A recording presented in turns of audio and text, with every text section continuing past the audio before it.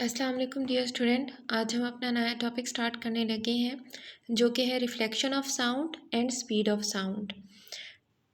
Reflection of sound पढ़ने से पहले आपको पता होना चाहिए कि रिफ्लेक्शन क्या है।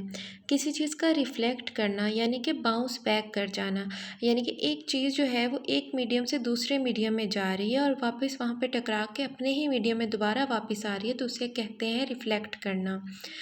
एको क्या होता है? एको ये होता है कि जब हम बोलते हैं, अगर हम जो है नदर्न एरियाज़ में चले जाएं जहाँ पे पहाड़ होते हैं, हिल स्टेशंस पे चले जाएं, वहाँ पे अगर आप बोलें तो आपको आपकी आवाज़ ही बाउंस बैक होकर कई दफ़ा सुनाई देती है। उसको कहते हैं एको, एको ऑफ द साउंड। पहले हम इसकी डेफिनेशन पढ़ लेते हैं। When sound is incident on the surface of a medium, it bounces back into the first medium. This phenomena is called the echo or reflection of sound.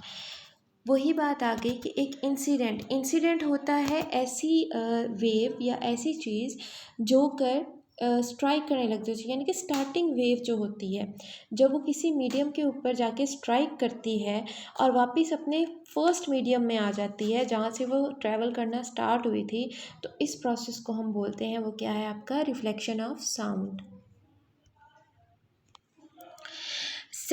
Basically ये जो आवाज़ है, आवाज़ का टकरा कर हम तक वापस आना, ये 0.1 सेकेंड में होता है।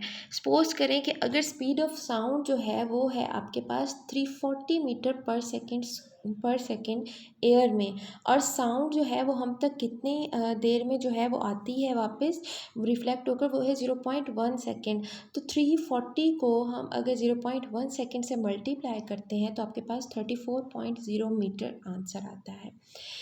इसलिए हम कह सकते हैं कि जो आवाज़ जो है जो हम पे एको क्रिएट करती है, उसका मिनिमम डिस्टेंस जो है वो ऑब्स्टेकल से, यानी कि जिस चीज़ से वो जाके टकरा रही है उससे जो मिनिमम डिस्टेंस है वो क्या होना चाहिए, इसका हाफ होना चाहिए, जो कि 17 मीटर्स बनता है। ठीक है जी। Echoes may be heard more than once due to successive or multiple reflection.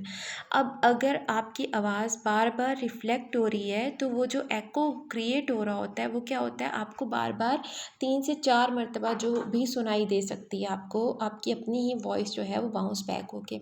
अगर कभी हम ऐसे कमरे में खड़े हों जहाँ पे फर्नीचर नहीं है, जहाँ पे कोई एकॉस्टिक प्रोटेक्शन नहीं है। एकॉस्टिक प्रोटेक्शन क्या होती है वो हम अभी नेक्स्ट टॉपिक में पढ़ेंगे अपने। तो जहाँ पे पर्दे वगैरह नहीं लगे हुए, एक एक खाली कमरा है और ना उस पे फर्नीचर है, तो हम क्या करते हैं, तो ऐसी सिचुएशन में अगर हम बोलते हैं तो आपकी आवाज़ जो है वो गूंजना शुरू हो जाती है, गूंज कर आप तक ही वापस आ रही होती है। एक सिंपल सी एक्टिविटी डिस्कस कर लेते हैं।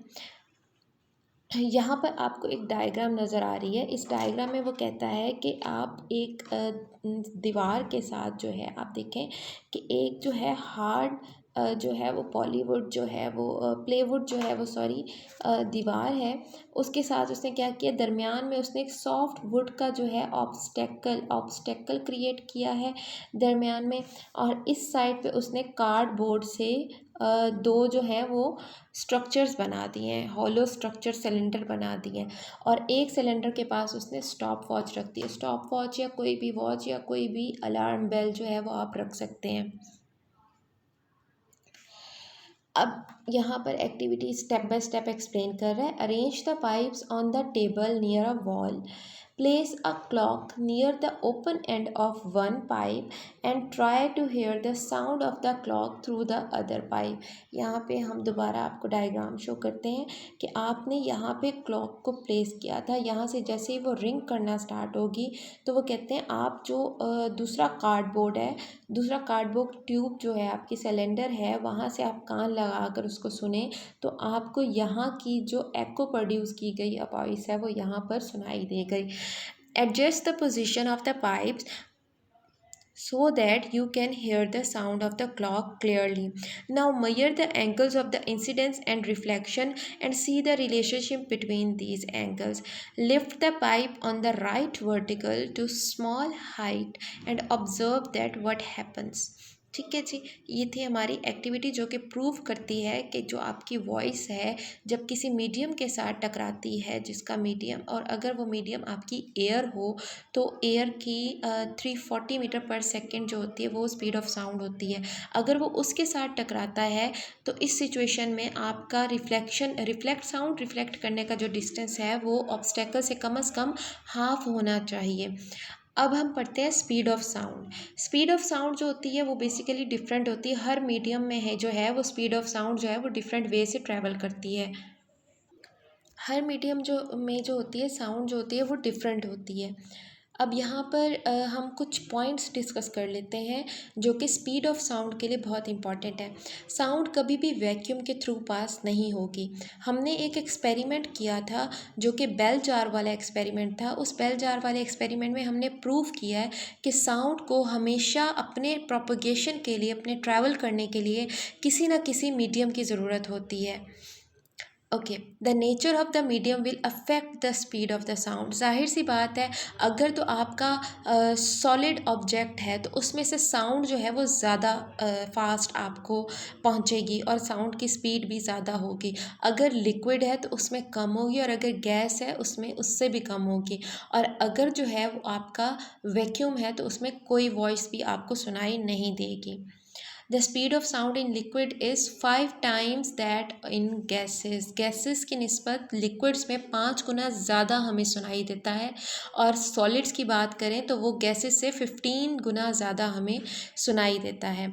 The speed of sound in air is affected by the changes in some physical condition such as temperature, pressure and humidity. वो कहते हैं कि स्पीड ऑफ साउंड जो है वो 3 बेसिक और करेक्टर्स पे भी डिपेंड करती है, जिसमें टेम्परेचर, प्रेशर, ह्यूमिडिटी, नमी वाला माहौल, मतलब हर जगह पे आपकी स्पीड ऑफ साउंड जो है वो वेरी करती रहती है, चेंज होती रहती है। The speed of sound in air is 343 metre per second at 1 atmosphere of pressure and room temperature 21। और उसी तरह से अगर हम the speed varies with the temperature and humidity.